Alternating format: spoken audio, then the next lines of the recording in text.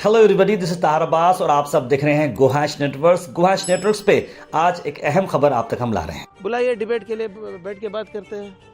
लोगों के बीच में जाके डिबेट करेंगे।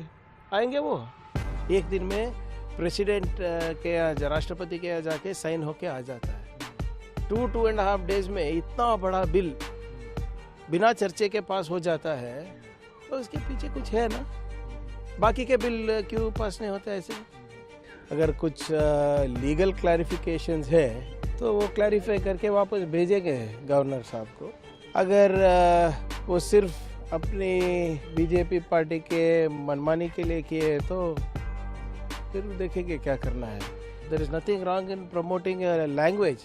राइट टू वर्क जो है वो हमसे छीना जा रहा है, पंचायत का अधिकार छीना जा रहा है, राइट टू लाइवलीहुड को ख़त्म किया जा रहा है, एंड मोर इम्पॉर्टेंटली जो हमारे फेडरल स्ट्रक्चर है उसको डिस्ट्रॉय किया जा रहा है। फिर ना federal structure you have to have a consultative process. अगर 40% बजट हमसे ले रहे हो तो कंसल्टेशन तो करना पड़ेगा ना आपको। कहाँ किए? तो आर्टिकल 258, आर्टिकल 280 सबको ख़त्म किया है इन्होंने। अरे कैसा डेवलप, जब आप लोगों से काम करने का अधिकार छीन रहे हो, जब पंचायत का अधिकार छीन रहे हो, तो प्रोग्रेसिव बिल कैसे हो सकता है? ये बीजेपी की आदत है भाई, जाके अमित शाह जी के यहाँ रोने के लिए। सीबीआई खुद लेटर लिखी थी ना कर्नाटका गवर्नमेंट को। रजनीश गोयल जी जब चीफ सेक्रेटरी थे तो साफ साफ लिखा है कि हर एक केस हम पर मत थोपा कीजिए। अगर केस देना है तो हमको सब इंस्पेक्टर, डीएसपी, एसपी, गाड़ी, घोड़ा, मेज, कलम सब हमको दीजिए करके उन्होंने लेटर लिखा है। किसने लिखा है? सीबीआई ने लिखा है। पहले वो लेटर बीजेपी को पढ़ना चाहिए कि सीबीआई की कॉम्पिटेंसी क्या है, नंबर 1। नंबर 2, जब भी हम अपना इन्वेस्टिगेशन करके सीबीआई को दिए हैं, सीबीआई ने हमेशा स्टेट इन्वेस्टिगेशन को अपहेल्ड किया है। डीवाईएसपी गणेश केस लीजिए, बेल्लारी माइनिंग केस लीजिए, या अपना परेश मेहता केस लीजिए, everywhere they have said state government has done a much better job than the CBI itself. Show me one achievement in the last 2.5 years of Mr. Kumar Swamy. खुद देखिए, खुद का party का नाम निशान मिट रहा है। This video is sponsored by Mahalakshmi Jewelers, Mannur Multi-Speciality Hospital, KBN University, Kebab Corner Restaurant and Banquets, Imran Silk House, Alchere Group of Institutions, and by Ideal with G. Sir, governor ने आप जो Belgaum assembly में जो पास किए थे bill, उसमें से 2 bill वापस भेजे हैं, 3-4 बिल वापस भेजे। उसमें हेट स्पीच बिल भी है और इंटरनल जो देखेंगे जो भी गवर्नर साहब ने वापस भेजे हैं। अगर कुछ लीगल क्लैरिफिकेशंस है तो वो क्लैरिफाई करके वापस भेजेंगे गवर्नर साहब को। अगर वो सिर्फ अपनी बीजेपी पार्टी के मनमानी के लिए किए तो फिर देखेंगे क्या करना है। बट लीगली अगर कुछ सुझाव है उनका, या तो और कुछ क्लैरिफिकेशंस है, then we will look into it and we will resend it. अभी सीएम ने केरला सीएम को लेटर लिखा है कि जो मलयालम लैंग्वेज बिल है उसको रोक दिया जाए बॉर्डर के पास। क्यों बोले तो केरला और कर्नाटक में जो देखिए, कासरगोड हो या बॉर्डरिंग स्टेट्स हो, अपने आप में बहुत बड़ा इतिहास है वो सब। तो ये जो जब स्टेट्स बने तो लैंग्वेज के आधार पे बाइफर्केशन हुए, तो सारे डिस्ट्रिक्ट हो या तालुके हो, सब एक ही स्टेट में नहीं जुड़े हैं ना।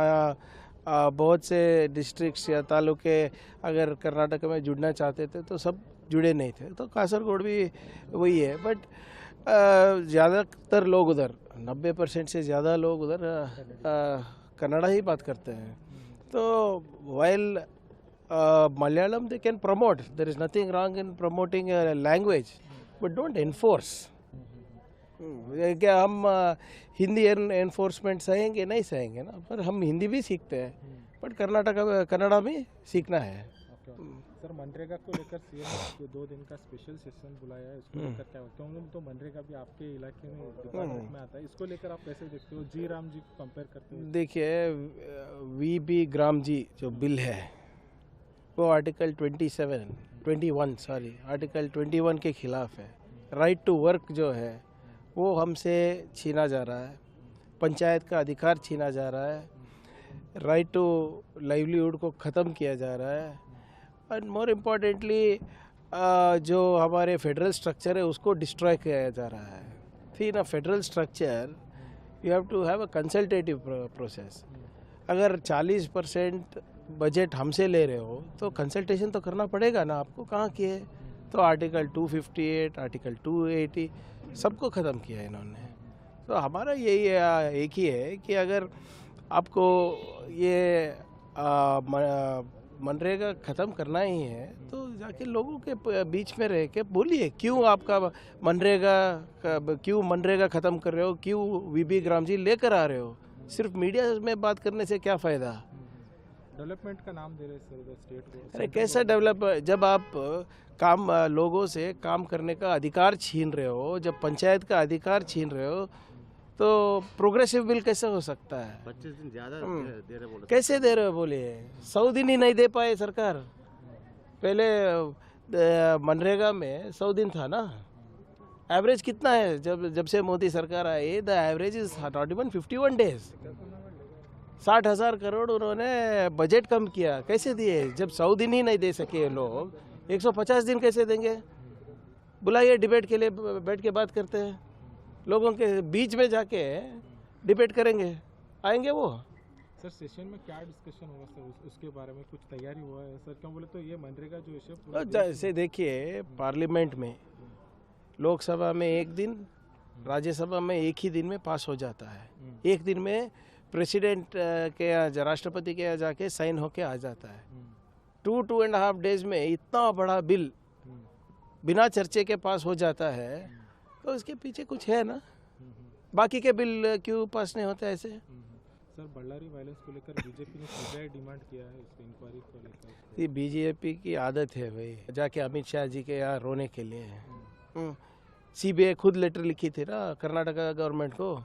रजनीश गोयल जी जब चीफ सेक्रेटरी थे तो साफ साफ लिखा है कि हर एक केस हम पर मत थोपा कीजिए, अगर केस देना है तो हमको सब इंस्पेक्टर, डीएसपी, एसपी, गाड़ी घोड़ा, मेज, कलम सब हमको दीजिए करके उन्होंने लेटर लिखा है। किसने लिखा है? सीबीआई ने लिखा है। पहले वो लेटर बीजेपी को पढ़ना चाहिए कि सीबीआई की कॉम्पिटेंसी क्या है, नंबर 1। नंबर 2, जब भी हम अपना इन्वेस्टिगेशन करके सीबीआई को दिए हैं, सीबीआई ने हमेशा स्टेट इन्वेस्टिगेशन को अपहेल्ड किया है।